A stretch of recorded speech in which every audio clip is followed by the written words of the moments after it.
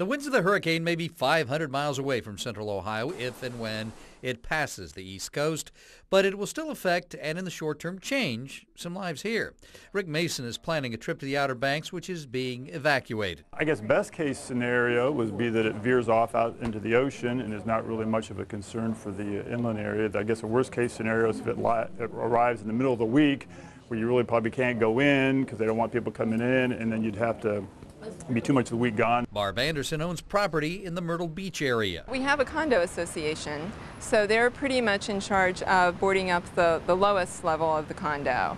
And they have storm shutters that come down and board those up, so that protects the main level. We also talked to NBC photojournalist L.J. Richards today, who is vacationing on the Carolina coast. He sent us these pictures from the beach. There's a clubhouse here that they're boarded up. They've boarded up around the pool. But the rest of the condos I'm in, nobody's really preparing. I went out and bought some gas yesterday.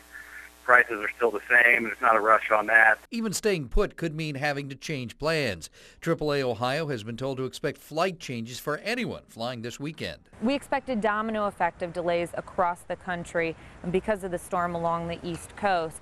So no matter where you're flying, you really want to check ahead of time and make sure that your flight is on schedule, and if not, make the proper plans. Right now, there are reports it could affect the coast as far south as Florida, but not make landfall until it reaches Rhode Island. There are still a few days to determine what areas will be most affected.